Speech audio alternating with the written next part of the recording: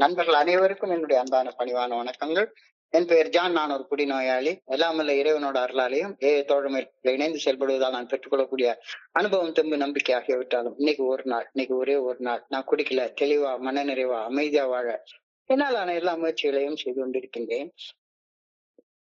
நண்பர் விமல்குமார் குறிப்பிட்டது போல கோயம்புத்தூர் ஒருங்கிணைப்பு மனசாட்சியின் தீர்மானத்தின் அடிப்படையில தினசரி ராத்திரி 9:30 to 10:30 மணி நடக்கிற இந்த மீட்டிங்ல 24 hours a day 24 மணித்துளிகள் ஒரு நாள் அப்படின்ற புத்தகத்துல இருந்து ஒவ்வொரு நாளும் ஒவ்வொரு பக்கம் எடுத்து வாசிச்சு விளக்கம் பார்த்து கலந்தாய்வு செய்த கூட்டத்தை நடத்தி கொண்டிருக்கின்றோம்.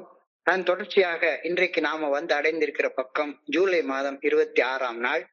ஸோ ஜூலை 26க்கான சிந்தனையை முதல்ல வாசிச்சுட்டு அதுக்கப்புறமா அதற்கான விளக்கத்தையும் கலந்தாய்வும் செய்ய கடந்து போலாம். ஸோ இந்த ஜூலை 26க்கான சிந்தனையை வாசிப்பதற்கு நண்பர் விமல்குமார் அவர்களை அன்போட பணிவோடு அழைக்கிறேன்.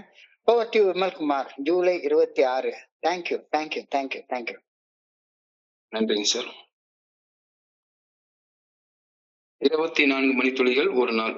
ஜூலை 26. தோழமையின் இன்றைய சிந்தனை.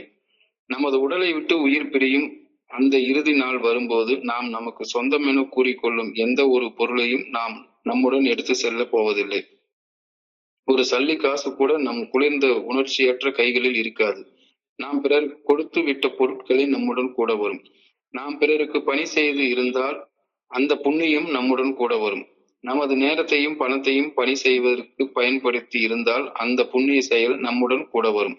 நம் வாழ்வை பின்னோக்கி பார்க்கும் பொழுது பெருமைப்படத்தக்கவாறு அதில் நாம் எதை காண்கின்றோம்? நாம் நமக்காக சேர்த்து கொண்டவற்றில் நமக்கு எந்த பெருமையும் இல்லை. நாம் செய்த நல்ல செயல்களே நம்மை பெருமைப்பட வைக்க வல்லவை. நீண்ட கால கண்ணோட்டத்தில் அவையே உண்மை என கருதப்பட வல்லவை. நான் இறக்கும் போது எதை என்னுடன் எடுத்து செல்வேன்? இன்றைக்கான தியானம். நமது நாமம் போற்றப்படுவதாக இந்த சொற்களில் அர்த்தம் என்ன? இங்கே நாமம் என்ற சொல் இறை பேராற்றலை குறித்து கூறப்பட்டுள்ளது. அது இந்த பிரபஞ்சத்தில் நீக்கமற நிறைந்துள்ள இறையர் பேராற்றலை போற்ற கூறப்பட்ட சொற்றொடர் ஆகும். இழிவானவற்றை ஒதுக்கி வைக்க தேவைப்படும் சக்தியை அருள்வதற்காக நாம் இறையர் பேராற்றலுக்கு நன்றி கூற வேண்டும். இறையர் பேராற்றல் சர்வ வல்லமை வாய்ந்தது. அபரிமிதமான ஒரு நிலை வாழ்வை பெற அந்த ஆற்றல் நமக்கு உதவுகின்றது. எனவே நம் வாழ்விலும் பிறர் வாழ்விலும் அருவமாக உள்ளிருந்து செயலாற்றும் இறையர் பேராற்றலின் சக்திக்கு நாம் மனதார நன்றி கூறுகின்றோம். இன்றைக்கான பிரார்த்தனை. என்னுள் அருவமாக இருந்து என்னை இயக்கும் இறையர் பேராற்றலுக்கு நன்றியுடன் நான் இருக்க வேண்டும் என வேண்டுகின்றேன். இறையர் பேராற்றலின் நல்ல ஒழுங்கான வழிகாட்டுதலுக்கு பணிந்து எனது வாழ்க்கையை நான் வாழ வேண்டும் எனவும் வேண்டுகின்றேன். சார், நன்றிங்க சார். நன்றி நன்றி விமல்குமார். நன்றி விமல்குமார். நண்பர்கள் அனைவருக்கும் மீண்டும் ஒருமுறை என்னுடைய அன்பான பணிவான வணக்கங்களை தெரிவித்துக் கொள்றேன். என் பெயர் தான். நான் ஒரு குடிநோயாளி. எல்லாமல்ல இறைவனோட அருளாலையும் தோழமையில இணைந்து செயல்படுவதால் நாம் பெற்றுக்கொள்ளக்கூடிய அனுபவம், தெம்பு, நம்பிக்கையாலையும் இன்னைக்கு ஒரே ஒரு நாள் நான் குடிக்கல, தெளிவா, மன நிறைவா, அமைதியா வாழ என்னாலான எல்லா முயற்சிகளையும் செய்து கொண்டிருக்கின்றேன். இந்த உலகத்துல ஒரு நிச்சயமான விஷயம் ஒண்ணு உண்டுன்னா, இந்த உலகத்துல பிறந்த உயிர்கள் எல்லாமே என்னைக்காச்சும் ஒரு நாள் கண்டிப்பாக இறைவனடி சேர்ந்துரும், மரணம் அடையும். என்னுடைய உடலை விட்டு உயிர் பிரியக்கூடிய அந்த கடைசி நாள்ல, அந்த இறுதி நாள்ல நான் உயிரோடு இருக்கும்போது பாடுபட்டு சேர்த்து வச்சிருக்கிற எந்த ஒரு பொருளையும் என் கூட சேர்த்து எடுத்துட்டு போக முடியவே முடியாது. எல்லாத்தையும் இங்க விட்டுட்டு தான் போய் ஆகணும். நான் சேமிச்சு வச்ச எல்லா பொருள்களையும் இந்த உலகத்திலேயே விட்டு செல்வதால் அந்த வாழ்க்கை என்ன வாழ்க்கையாக இருக்க முடியும்? பறந்து பறந்து பணம் தேடி பாவ குளத்தில் நீராடி பிறந்தது முதல் இறந்து பிறப்பது வரை பேராசையுடன் உறவாடி இந்த வாழ்க்கையில ஏதாச்சும் நிறைவு இருக்க முடியுமா? அப்ப ஒரு நிறைவான வாழ்க்கையுடைய உண்மையான அளவுகோல் என்ன அப்படின்னு கேட்டா, இன்னைக்கு சிந்தனையில சொல்லியிருக்காங்க, பொருள் சேர்ப்பதை விட பணி செய்து கொடுப்பதிலேயே அந்த வாழ்க்கையுடைய அர்த்தம் அடங்கி உள்ளது அப்படின்ற கருத்து இன்னைக்கு சிந்தனையில வலியுறுத்தி சொல்லப்பட்டிருக்கு. நாம் நம்முடைய சக மனிதர்களுக்கு வழங்கக்கூடிய நேரம், அன்பு, கருணை ஆகியவை மட்டுமே நாம் விட்டு செல்லக்கூடிய நீடித்த நேரடி சின்னங்களாக அமைய முடியும்.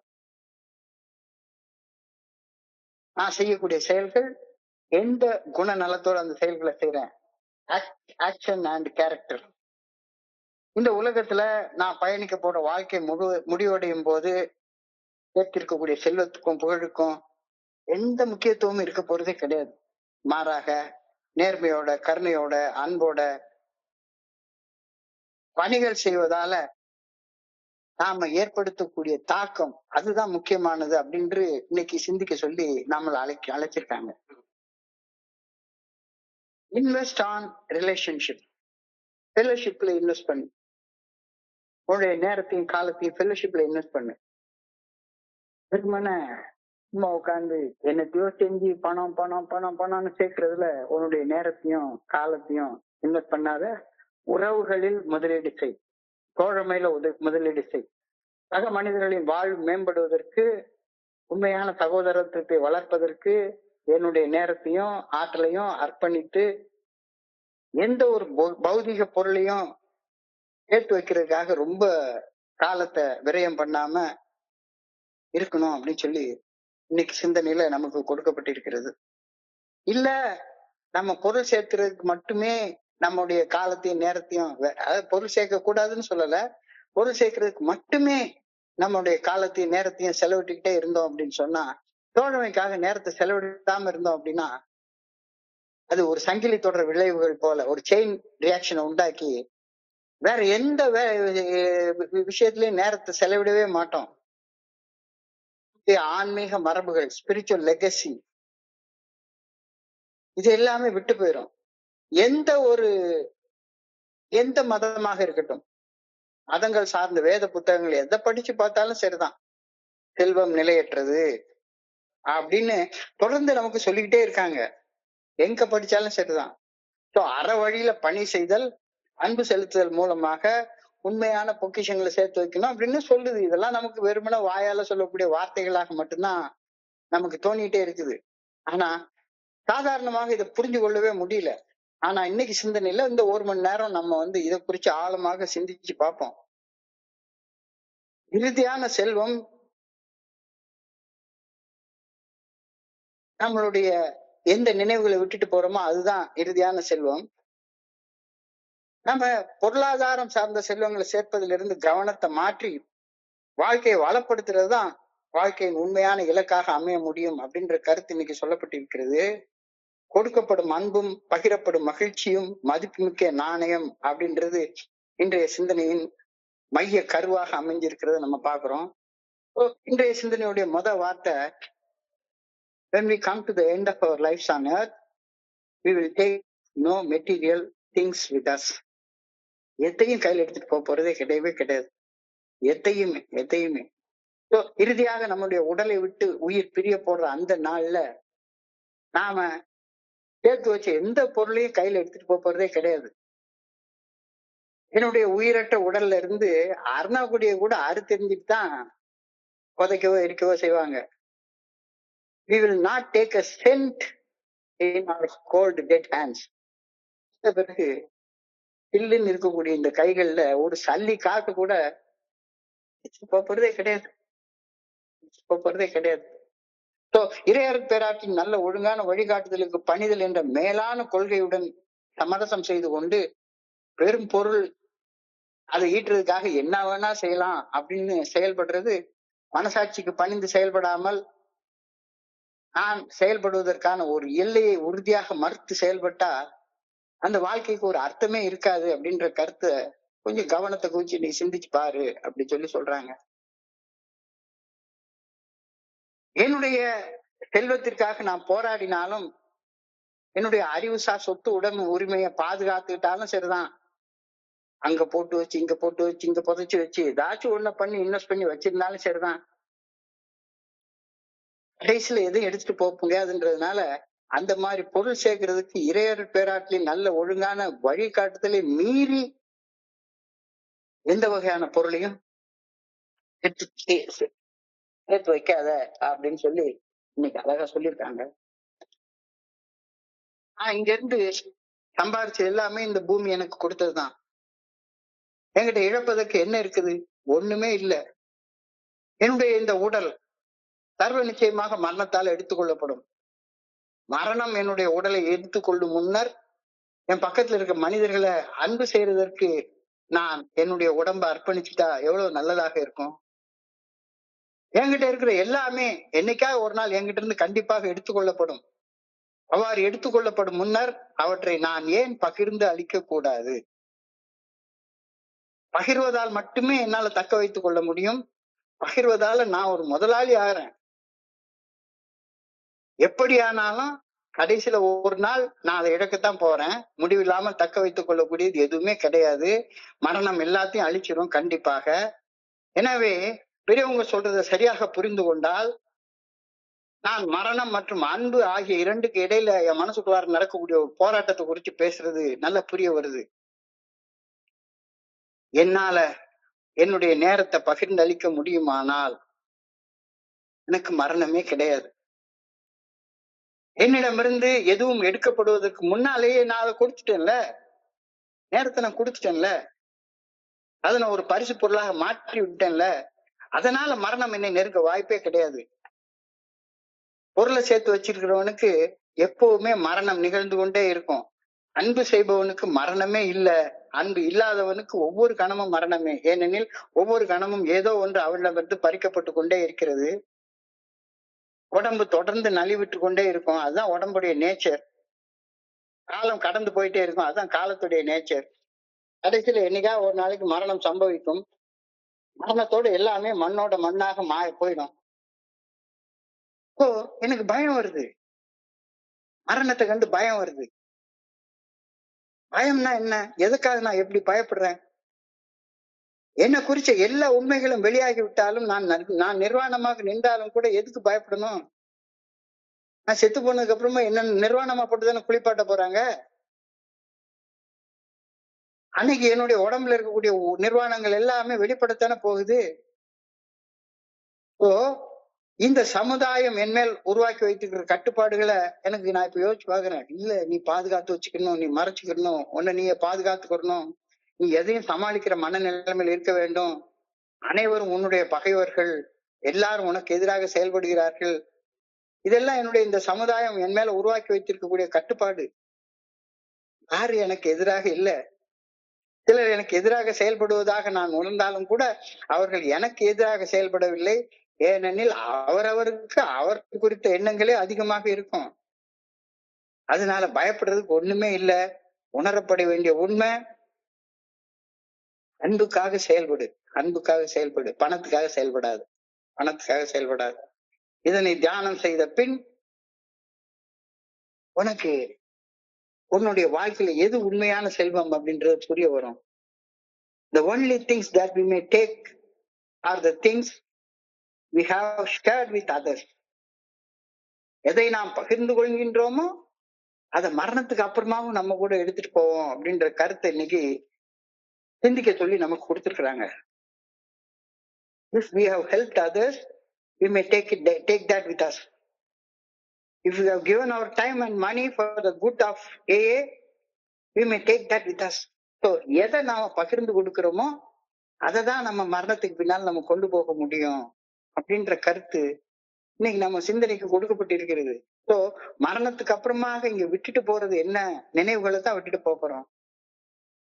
நான் என்னுடைய சக மனிதர்களுக்கு பணி செய்து இருந்தால் நான் செய்த பணியின் நினைவு நான் பணி செய்த மனிதர்களால அவங்க மனசுக்குள்ளார நிலைச்சு வாழும் அப்படின்ற கருத்து இன்னைக்கு சிந்தனைக்கு கொடுக்கப்பட்டிருக்கிறது. நான் என்னுடைய 5th ஸ்டெப் ஒரு 4 பேர்ட்ட செஞ்சேன். அதுல 4வதாக செஞ்சது சென்னை பம்பாயில இருக்கக்கூடிய ஒரு சைக்காட்ரிஸ்ட், ஒரு மனநல மருத்துவர்கிட்ட செஞ்சேன். அவங்க ஒரு 75 வயசு லேடி. அவங்க வித்தியாசமான வகையில என்னுடைய 5th ஸ்டெப் எனக்கு செய்ய சொல்லி கொடுத்தாங்க. அவங்க என்ன சொன்னாங்க, ஒரு ரூம்குள்ளார நாங்க 2 பேர் மட்டும்தான் உட்கார்ந்துருந்தோம். ரூம்ல உள்ள லைட் எல்லாம் அணைச்சிட்டு ஒரு மெழுகுவர்த்தி ஏற்றி வச்சுட்டாங்க. மெழுகுவர்த்தி ஏற்றிட்டு என்கிட்ட பேசினாங்க. இப்ப சப்போஸ் நீ செத்து போயிட்ட அப்படின்னு மனசுக்குள்ளார நினைச்சுக்கோ. உன்னுடைய செத்த உடம்ப, அடலத்தை, பிணத்தை உங்க வீட்டுலோடைய நடுகாலில் போட்டு வச்சிருக்கிறாங்க, அல்லது வேற ஏதோ ஒரு இடத்துல வச்சிருக்கிறாங்க. அப்ப அந்த நேரத்துல உன்னை குறிச்சு சில வார்த்தைகளை நினைவு கூர்ந்து பேசுறதுக்கு சில பேர் அழைக்கிறாங்க.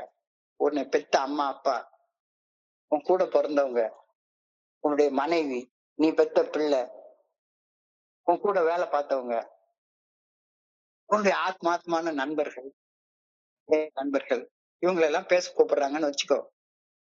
அவங்க நீ வாழ்க்கையில செஞ்ச எந்த ஒரு செயலை நினைவு கூறணும்னு நீ விரும்புவ அப்படின்னு ஒரு பட்டியல் போட்டு பாரு அப்படின்னு சொல்லி சொன்னாங்க. எந்த ஒரு செயலை அவங்க உன்னுடைய மரணத்துக்கு அப்புறமா அவங்க நினைக்கணும் அப்படின்னு நீ நினைக்கிற அப்படின்னா, நான் அந்த நேரத்துல யோசிச்சு பாக்குறேன். என்னுடைய மனைவி என்ன அவங்கள புடிச்சு சத்தம் போட்டது, கெட்ட வார்த்தையில திட்டினது, என் நண்பர்கிட்ட திருடுனது, இதுகள் எல்லாமா ஞாபகத்துல வரும். அதையெல்லாம் அவங்க அந்த மைக்க பிடிச்சிட்டு பேச வர்றாங்க நான் செத்து கிடக்குறப்ப. அப்ப நான் நான் செய்த எந்த ஒரு நல்ல செயலை அவங்க நினைவு கூறணும் அப்படின்னு நினைக்கிறேனோ, அந்த நல்ல செயலை நிஜத்துல செஞ்சிருந்தாதானே நினைவு கூற போறாங்க. செய்யலைன்னா நினைவு கூறவே மாட்டாங்கல்ல. அப்போ அவங்க நினைவு கூறணும்னு நீ விரும்புற செயலை செய்வதற்கான நேரம் தான் இன்றைய நாள். இன்னைக்கு செய். அப்ப 5th ஸ்டெப் அவங்க இன்னொரு வகையில சொல்லி தராங்க எனக்கு. நான் செய்த தீய செயல்கள் என்ன அப்படின்றத விட நான் செய்ய தவறின நல்ல செயல்கள் என்ன, அடுத்தவங்க மனசுல நிலைச்சு நிக்கக்கூடிய நல்ல செயல்கள் செய்யறதுக்காக எனக்கு இந்த வாய்ப்பு வழங்கப்பட்டிருக்கிறது. இந்த வாய்ப்பை பயன்படுத்தி நான் அந்த செயலை செய்யாமலே இருக்கிறேன். அத யோசிச்சு பாரு, யோசிச்சு பாரு. எனக்கு அன்னைக்கு உண்மையிலேயே மனசு வந்து ரொம்ப திறந்தது. 5th ஸ்டெப்பை செய்யறதுக்கு இப்படி ஒரு வழி இருக்கா? நான் செய்த எந்த ஒரு செயலை என்னுடைய மரணத்துக்கு அப்புறமாக என்னோட வாழ்ந்த மனிதர்கள் நினைவு கூறணும் அப்படின்னு நினைக்கிறேனோ, அந்த செயலை செய்ய வேண்டிய நாள் தான் இன்றைய நாள். இது வந்து ரொம்ப அழுத்தமாக அன்னைக்கு என் மனசுல பதிஞ்சுது. Looking back over our life, what are you proud of? நீ எந்த செயல் செஞ்சதுக்காக நீ பெருமைப்பட இருக்கு? வெறுமான பொருளை சேர்த்து வச்சுட்டு நான் வந்து 10 வீடை கட்டி வச்சிருக்கிறேன், 2 காரை கட்டி வச்சிருக்கிறேன், பேங்க் பேலன்ஸ்ல 10 கோடி ரூபாய் பணத்தை வச்சிருக்கிறேன், இதெல்லாம் பெருமைப்படுறதுக்கான ஒரு விஷயமே கிடையாது. Not what we have gained for ourselves, but what few good deeds we have done to our fellow men. அதுதான் ஞாபகத்துல வைத்துக் கொள்ளப்படும். இந்த கருத்து வந்து சிந்திக்க வேண்டிய ரொம்ப ஒரு ஆழமான கருத்து. நான் சேர்த்து வைத்த பொருட்களை வைத்து நான் பெருமை அடைவது ஒண்ணுமே கிடையாது. ஆனா நான் செய்த நல்ல செயல்கள், நல்ல செயல்கள் அதுதான் எனக்கு பெருமையை சேர்க்கும். What service we have done to others really matters in the long run. என்ன பணி செய்திருக்கிறேன் அதுதான் ஒரு நீண்ட தொலைநோக்கு பார்வையில எனக்கு நல்லது செய்யக்கூடியது. What will I take with me when I die? What will I take with me when I die? நான் செத்து போனதுக்கு அப்புறம் எதை நான் எடுத்துட்டு போறேன் யோசிச்சு பாரு. மரணித்த பின்னர் நான் எதை என் கூட எடுத்துட்டு போறேன்? ஒன்னையுமே எடுத்துட்டு போறது இல்லை. நான் எந்த ஒரு பௌதீக உடைமைகளையோ செல்வத்தையோ ஏன் என்னுடைய மனுஷ உடம்பையோ கூட பூமியிலே விட்டுட்டு தான் போறேன். இந்த அறிவும் உணர்வும் நான் இந்த உலகத்துல வாழும் போதே அன்புக்கும் கருணைக்கும் உறவுக்கும் முன்னுரிமை அளித்து செயல்பட்டு இருந்தால் நான் என்னுடைய ஆன்மாவோட நல்ல நினைவுகளை விட்டுட்டு போயிருப்பேன். இந்த நினைவுகள் என்னை வாழ்த்து கொண்டே இருக்கும். இதை தியானம் பண்ணி பாரு. எதை எடுத்துட்டு போற? ஒன்னே எடுத்துட்டு போறது இல்ல, கடைசியில எல்லாத்தையும் விட்டுட்டு தான் போற.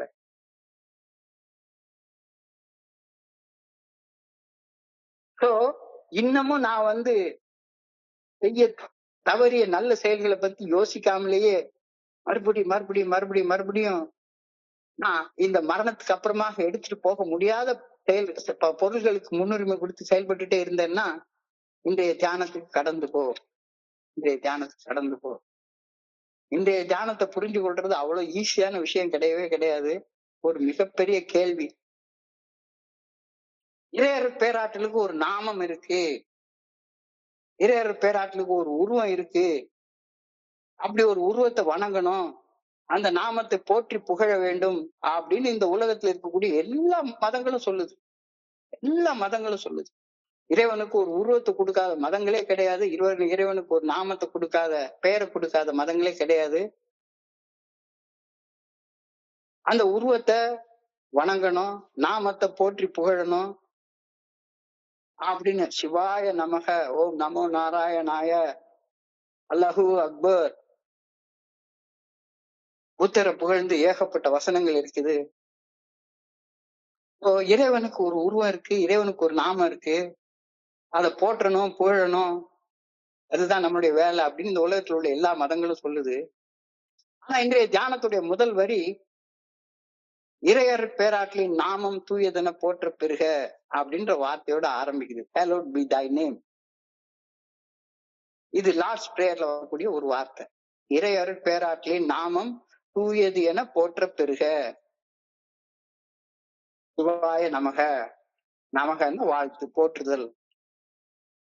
நமோ அப்படின்னா போற்றி சொல்றது, நமோ நாராயணாய. இறையர் பேராற்றலின் நாமம் தூயதென போற்ற பெறுக அப்படின்ற ஒரு வார்த்தை இன்னைக்கு தியானத்துடைய முதல் வரியாக கூறப்பட்டிருக்குது. இந்த வார்த்தைக்கு என்ன அர்த்தம்? இந்த வார்த்தைக்கு இறைவனுடைய ஏதோ ஒரு பெயருக்கு மரியாதை அழியுங்கள் அப்படின்னு அர்த்தம் எடுத்துக்கிட்டேன்னா அந்த வார்த்தையை சரியா புரிஞ்சுக்கவே இல்லை அப்படின்னு அர்த்தம். இறைவனுக்கு ஒரு பெயர் ஒண்ணு மட்டுமே கிடையாது. நாமங்கள் பல்கோடியோர் உண்மைக்கு உளவென்று நான்மறை கூறிடுமே, ஆங்கோர் நாமத்தை நீர் உண்மையாய் கொள்வீரென நான்மறை கண்டிலதே. வேடங்கள் பல்கோடியோர் உண்மைக்கு உளவென்று வேதங்கள் கூறிடுமே, ஆங்கோர் வேடத்தை நீர் உண்மையாய் கொள்வீரென வேதங்கள் கண்டிலதே.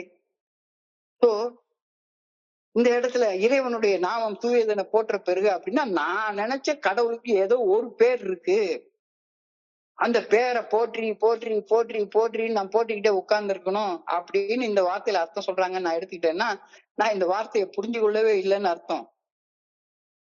இறைவனுடைய நாமத்தை சரியாக உச்சரிக்கவில்லை எவருமே இந்த பூமியில பிறந்ததே கிடையாது. இதுதான் இறைவனுடைய நாமம்னு யாருமே சொல்லவே இல்லை. மதவாதிகள், மதத்தை வச்சு பணம் சம்பாதிக்கிறவங்க அந்த மாதிரி சொல்லியிருக்காங்க ஒழிஞ்சு, இறைவனுடைய நாமத்தை சரியாக உச்சரிக்கவில்லை எவருமே இந்த பூமியில இதுவரை பிறக்கவே இல்லை.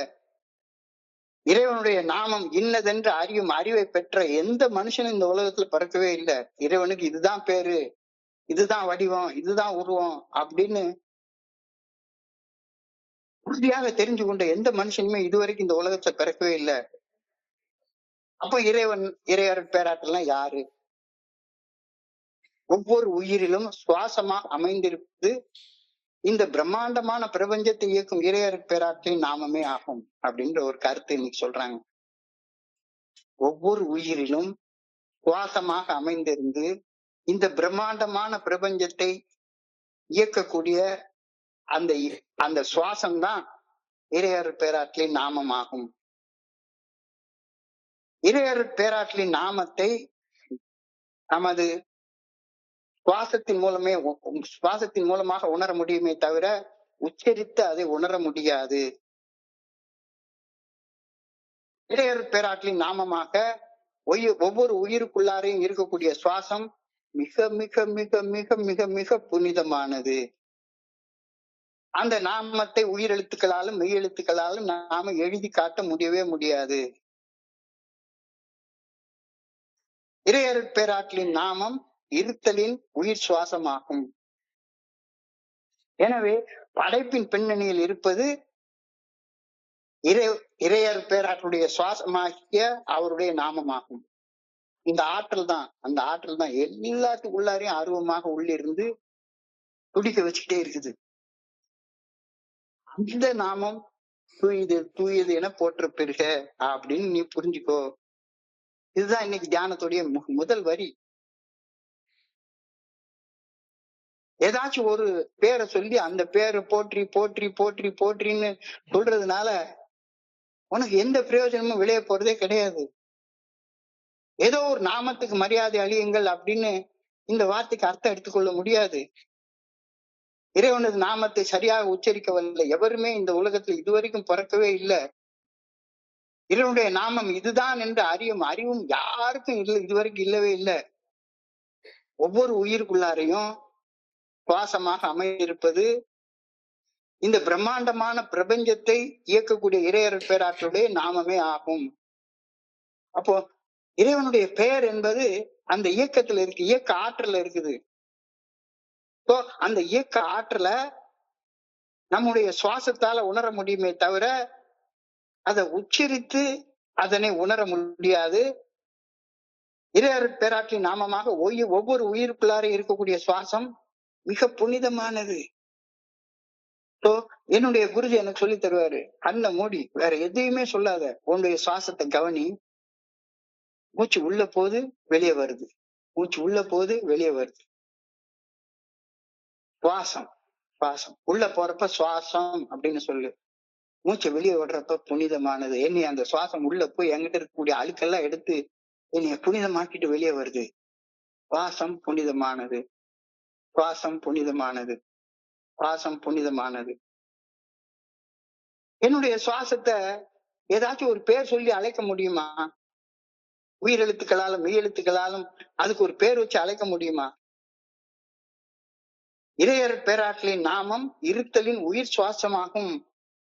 எனவே படைப்பின் பின்னணியில் இருப்பது இறையர் பேராற்றலது சுவாசமாகி அவருடைய பேர் தான். இதை விட்டுவிட்டு ஏதாச்சும் ஒரு பேரை எடுத்துக்கிட்டு நீ உட்கார்ந்து உட்கார்ந்து உட்கார்ந்து உட்கார்ந்து சொல்லிட்டு இருக்கிறதுனால ஒண்ணும் இல்லை அப்படின்ற கருத்து இன்றைய சிந்தனையின் அந்த முதல் வரியில சொல்லப்பட்டிருக்கிறது. உன்னுடைய திருநாமம் தூயது என போற்ற பெறுக. Hallowed be thy name. அந்த நாமத்தை புனிதமாக போற்றப்பட வேண்டியது என்னுடைய வேலை. அப்ப நான் சுவாசிக்கிற சுவாசம் என்ன பண்ணினாலும் சரிதான், அந்த சுவாசம் கடைசி வரைக்கும் அது புனிதமாகத்தான் இருக்க போகுது. அந்த சுவாசத்துடைய புனிதத்தை உணராம அந்த நாமத்தை போற்றாம இருக்கிறதுனாலதான் என்னுடைய உடம்ப சீர்கெடுத்து வச்சு கண்டதையும் குடிச்சு கண்டதையும் தின்னு வீணாக்கி வச்சிருக்கிறேன். எவ்வளவு வீணாக்கினாலும் சரிதான், அந்த சுவாசம் அந்த உடம்பை புனிதப்படுத்த அதாலான எல்லா முயற்சிகளையும் செய்து கொண்டிருக்கின்றது. ஆனா நான் இந்த ஒரு வார்த்தையை சொல்றதன் மூலமாக உம்முடைய திருநாமம் தூயது என போற்ற பெறுக அப்படின்னு சொல்ற நேரத்துல இறைவன் சுவாசமாக எனக்குள்ளார இருக்கிறார் அப்படின்றத நான் புரிஞ்சு கொண்டேன்னா எவ்வளவு நல்லதாக இருக்கும். இறையர் பேராற்றலது நாமத்தை என்னுடைய சுவாசத்தில் உணர்ந்து என்னுடைய நுரையீரலில் அந்த உயிராற்றல்களை பொருத்தி கொள்ளும் போது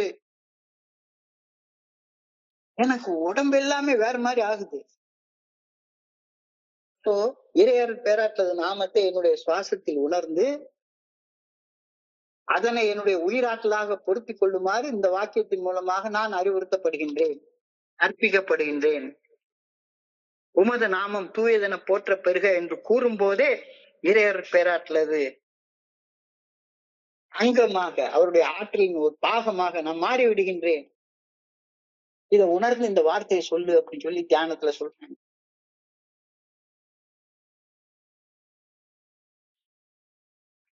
உமது நாமம் தூயதென போற்ற பெறுக அப்படின்னு கூறும் போதே சொல்லும் போது உச்சரிக்கும் போது இறையர் பேராற்றலின் ஒரு அங்கமாக நான் மாறி இருப்பதையும் ஒவ்வொரு முறை நான் சுவாசிக்கும் போதும் நான் இறையர் பேராற்றலை புனிதப்படுத்துகின்றேன் அப்படின்னு இந்த வரி எனக்கு கற்பித்து கொடுக்கிறது.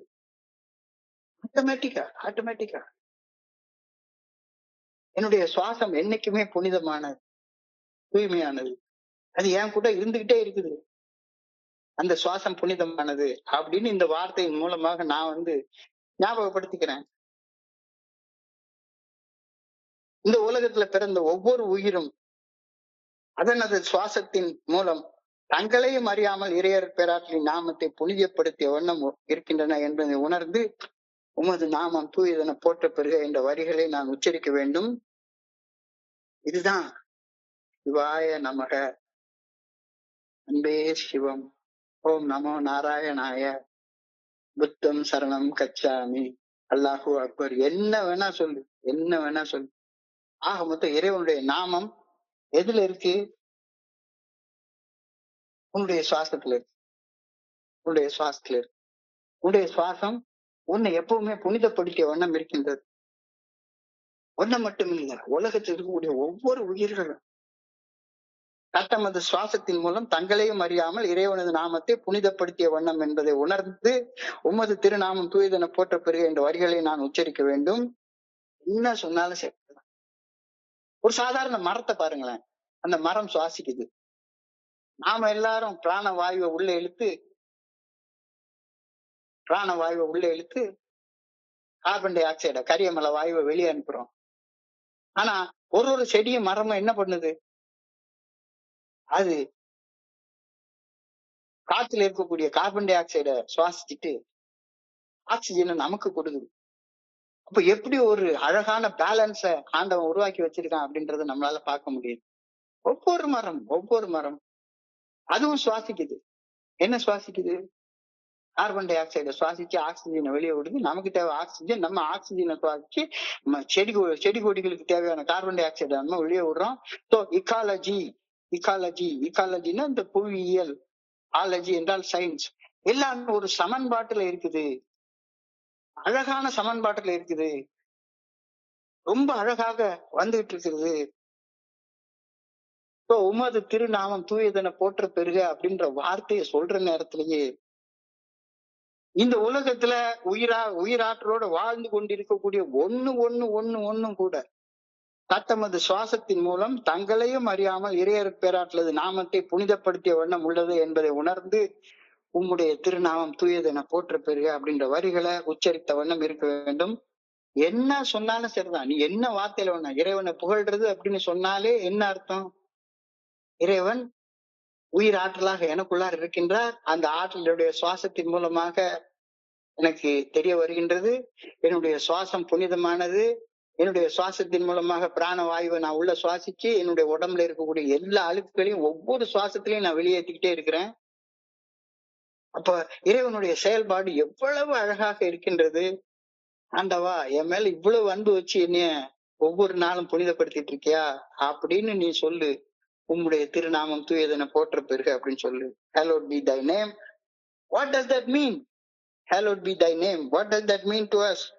Name is the spirit in every life. நீ தியானத்துல அழகான வார்த்தை சொல்லிருக்க. Name is the spirit in every life.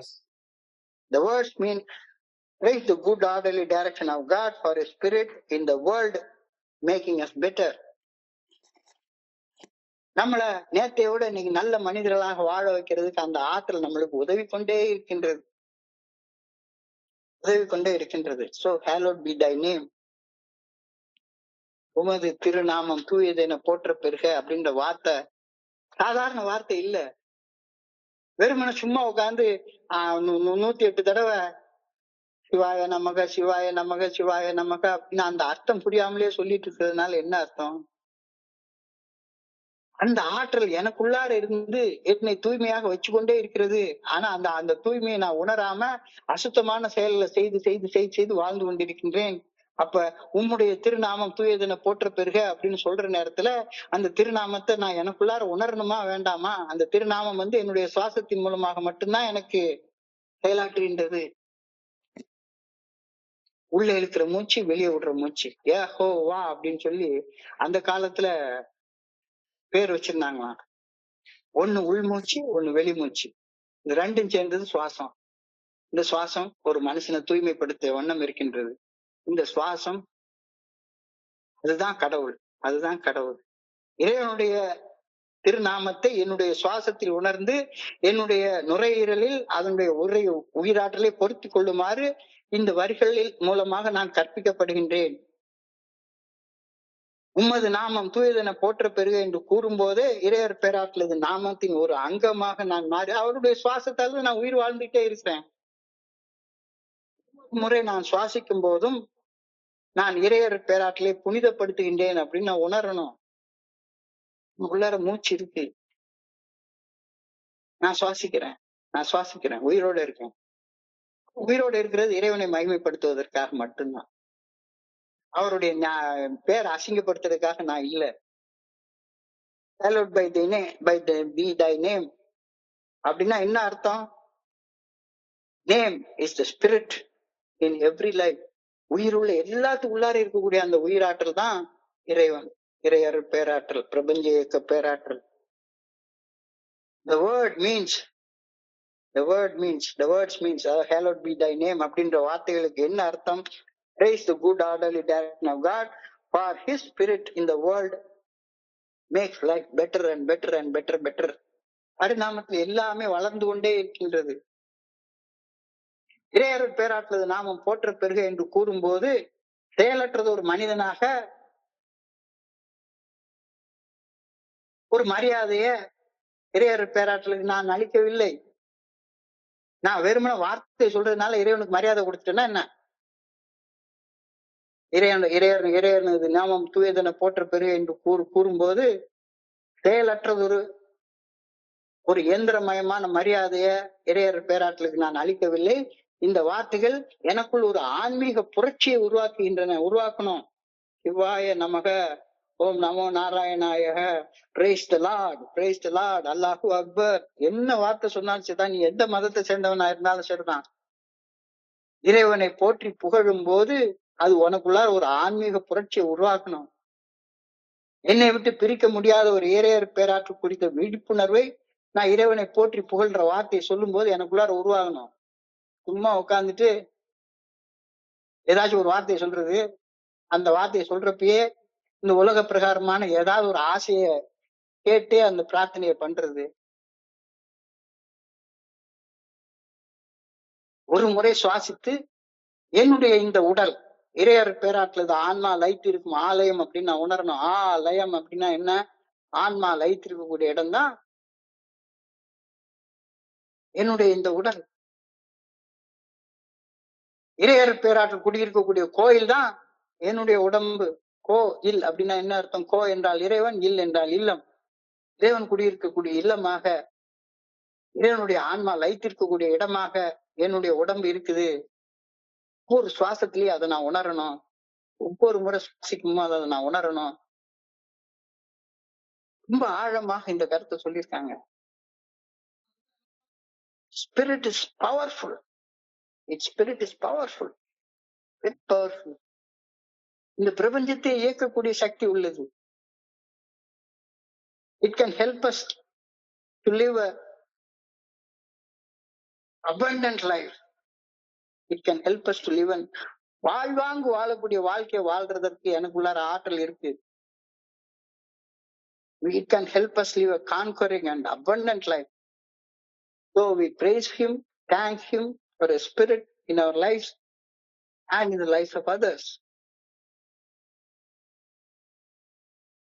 Alexander அப்படின்ற ஒரு பெரிய மாமன்னன், ரொம்ப பெரிய மாமன்னன், அதுவும் அந்த காலத்துல பல ஆயிரம் வருஷங்களுக்கு முன்னால அங்க இருந்து வந்து இருக்கிற உயிரெல்லாம் கொன்னு எடுத்து படையெடுத்து இந்த உலகத்துல இருக்கக்கூடிய ராஜாக்களை புகழ்றோம், நம்ம சொல்றோம்.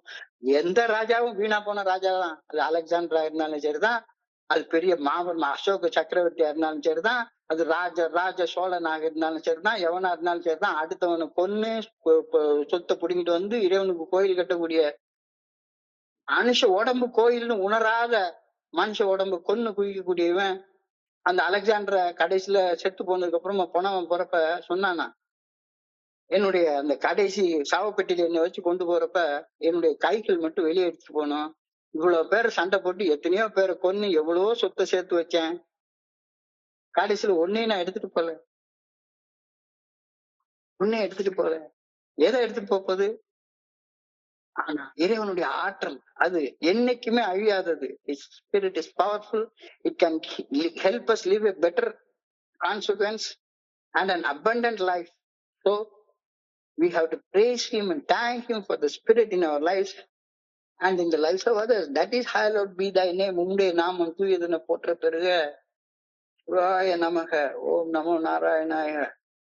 என்னுடைய நாமம் என்னுடைய சுவாசத்துல இருக்கு.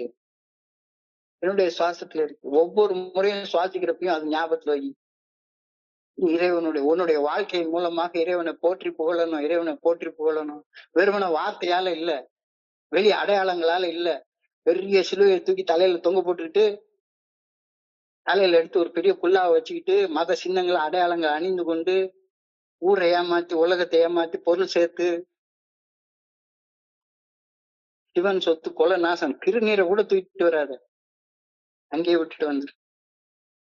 Spirit is so powerful. It can help us live an abundant life. So we praise him and thank him for the spirit in our lives and in the lives of others. இறையர் பேராற்றல் சர்வ வல்லமை வாய்ந்தது. அபரிமிதமான ஒரு நிலை வாழ்வை பெற அந்த ஆற்றல் நமக்கு உதவுகின்றது. எனவே நம் வாழ்விலும் பிறர் வாழ்விலும் அருவமாக உள்ளிருந்து செயலாற்றும் இறையர் பேராற்றலின் சக்திக்கு மனதார நன்றி செலுத்துவோம். அந்த மனதார நன்றி செலுத்துறதுதான் சிவாய நமக, ஓம் நமோ நாராயணாய, praise the lord, praise the lord, hallelujah அப்படின்னு சொல்ற வார்த்தைகளுக்கு எல்லாம் என்ன அர்த்தம்? எல்லாரும் இறைவனை போற்றி புகழ்றோம்னு சொல்லிட்டு இறைவனை கொச்சப்படுத்துறதுக்கான வேலை, பொருள் சேர்க்கறதுலயே எல்லாம் இருக்குது. உண்டியில வச்சு பணம் சேர்த்து வச்சு கூழ் ஊத்தி அந்த கூழ்ல உள்ள காசை அடிச்சு நான் ஒரு வீடு கட்டிக்கிட்டு இதெல்லாம் எனக்கு தேவையா? எத்தனை பேர் அடிச்சு, எத்தனை பேர் சாவடிச்சு, இருக்கக்கூடிய ஒவ்வொரு கோயிலும் எத்தனையோ பேருடைய ரத்தத்தால கட்டப்பட்டது அப்படின்னு ஒரு பெரியவர் சொல்றாரு. உன் உடம்பே ஒரு கோயில்டா, உன் உடம்புதான் கோயில். இதை தொடர்ந்து பிரார்த்தனைக்கு போறாங்க. I pray that I may be grateful for God's spirit in me. என்னுள் அருவமாக இருந்து என்னை இயக்கும் இறையர் பேராற்றுக்கு நன்றியுடன் நான் இருக்க வேண்டும் என இறைவா உண்மை பணியோடு வேண்டிக் கொள்கின்றேன். I pray that I may try to live in accordance with the good orderly direction of God. இறையர் பேராற்றை நல்ல ஒழுங்கான வழிகாட்டுதலுக்கு பணிந்து என்னுடைய வாழ்க்கையை நான் வாழ வேண்டும் என ஆண்டவா உண்மை காலில் விழுந்து கேட்டுக்கிறேன், பணிஞ்சு கேட்டுக்கிறேன். சும்மா உட்காந்துட்டு இந்த உலகத்துல எனக்கு பொருள் வேணும், பணம் வேணும், அது வேணும், இது வேணும் அப்படின்றது இல்ல. இன்றைய சிந்தனையை மறுபடியும் சுருக்கமாக ஒரு 2 நிமிஷத்துல பார்ப்போம். என்னுடைய உடலை விட்டு உயிர் பிரியும் அந்த இறுதி நாள்ல நான் என்னோட எதையுமே எடுத்துட்டு போறதே கிடையாது. எதையுமே எடுத்துட்டு போறது கிடையாது. சோ என்னுடைய வாழ போற வாழ்நாட்கள் உள்ள நேரத்தை எதை எடுத்துட்டு போக முடியும்? நல்ல நினைவுகளை விட்டுட்டு போக முடியும். அந்த நினைவுகளை விட்டுட்டு போறதுக்காக உன்னுடைய நேரத்தையும் காலத்தையும் செலவிடு. Invest in relationships. உன்னுடைய ஆன்மீக மரபுகள், ஸ்பிரிச்சுவல் லெகசி,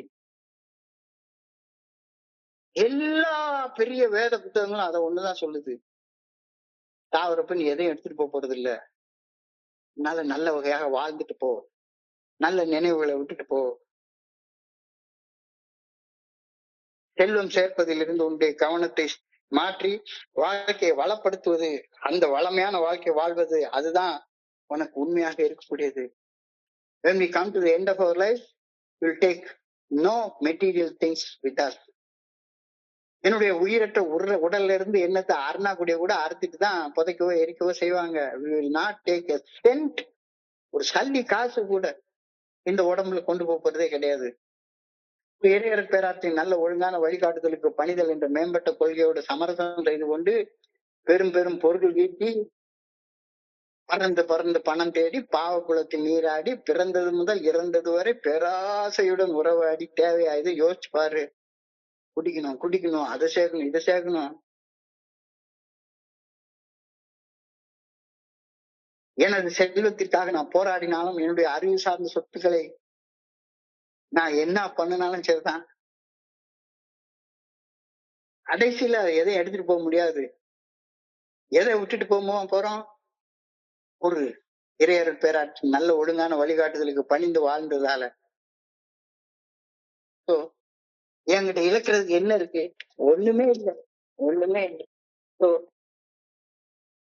நீ இழக்கிறதுக்கு முன்னால அத அடுத்தவங்களுக்கு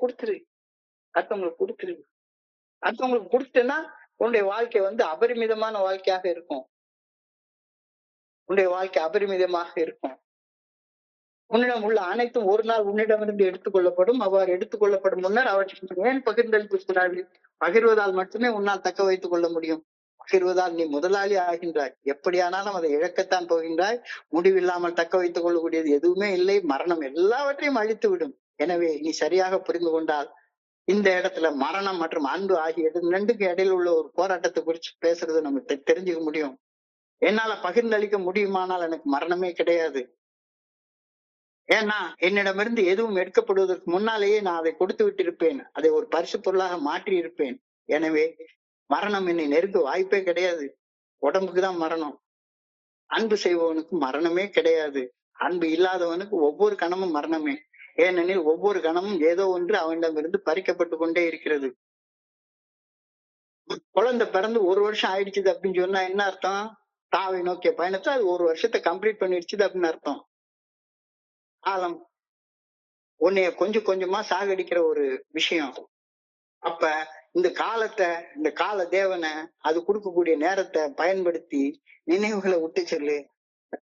இப்போ செத்து போனதுக்கு அப்புறம் நீ என்ன செஞ்சிருக்க அப்படின்ற நினைவை பகிர்வதற்கு உன்னுடைய அம்மாவோ, அப்பாவையோ, மனைவியவோ, பிள்ளையவோ, கூட பிறந்தவங்களையோ, கூட வேலை பார்த்தவங்களையோ, அல்லது நண்பர்களையோ, ஆத்மார்த்தமான நண்பர்களையோ நினைச்சா, இவன் எனக்கு இந்த மாதிரி புறம் பேசினா, சந்தேகப்பட்டான், இந்த கோபத்துல என் தலையில உடைச்சு அடிச்சான் அப்படின்ற நினைவுகளை விட்டு போறதுக்காக நம்ம இந்த உலகத்துல வந்திருக்கோம்.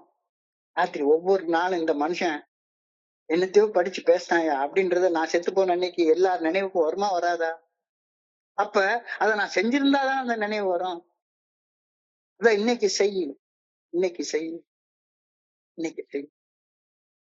Working back in our lives, what we are going to be proud of, not what we have gained for ourselves, but what we have done for others. நாம் சேகரித்து வைத்த எந்த பொருளையும் அது நமக்கு எந்த பெருமையும் கொடுக்கவே கொடுக்காது. என்னால எதையுமே இங்கிருந்து எடுத்து போக முடியாது. இப்போ மிகப்பெரிய கேள்வி. அப்ப என்ன பண்ணு, என்ன பண்ணு, இறைவனுடைய நாமத்தை புனிதப்படுத்து அப்படின்ற தியானத்துக்கு நம்மளை கொண்டு போறாங்க. இறைவனுடைய நாமத்தை புனிதப்படுத்து. எல்லா மதங்களும் அதுதான் சொல்லுது, இறைவனுடைய நாமத்தை புனிதப்படுத்து. அதுல கிறிஸ்தவ மதத்துல சொல்லப்பட்டிருக்கிற ஒரு வார்த்தையை இன்னைக்கு தியானத்துக்கு எடுத்திருக்கிறாரு. எல்லா மதத்திலயும் அதே வார்த்தையை தான் சொல்லியிருக்காங்க. Hallowed be thy name, உம்முடைய திருநாமம் தூயதுன்னா போற்ற பெருக. அப்ப இறைவனுடைய நாமம்னா எது? ஏதோ ஒரு பேரை வச்சுட்டு அந்த நாமத்தை போற்றி புகழணும் அப்படின்னு சொல்லிடுறாங்களா? இல்ல. இறைவனுடைய நாமம் உன்னுடைய சுவாசத்துல ஒளிஞ்சிருக்கு. ஒரு உயிரிலும் சுவாசமாக இறையருட் பேராற்றல் இருக்கின்றது. இந்த பிரம்மாண்டமான பிரபஞ்சத்தை இயக்கும் இறையருட் பேராற்றல் ஒவ்வொன்றுக்குள்ளாரையும் துடிப்போட இருக்கு, ஆற்றலோட இருக்கு. இறையருட் பேராற்றலின் நாமத்தை நாம் நமது சுவாசத்தில் உணர முடியுமே தவிர உச்சரித்து அதனை அறிய முடியாது. இறையருட் பேராற்றலின் நாமமாக ஒவ்வொரு உயிருக்குள்ளாரும் இருக்கும் சுவாசம் மிக மிக புனிதமானது. அந்த நாமத்தை உயிரெழுத்துக்களாலும் மெய்யெழுத்துக்களாலும் நம்மளால சொல்லவே முடியாது. இறையருட் பேராற்றலின் நாமம் இருத்தலின் உயிர் சுவாசமாகும். எனவே படைப்பின் பின்னணியில் இருப்பது இறைவனுடைய சுவாசம் மட்டும்தான்.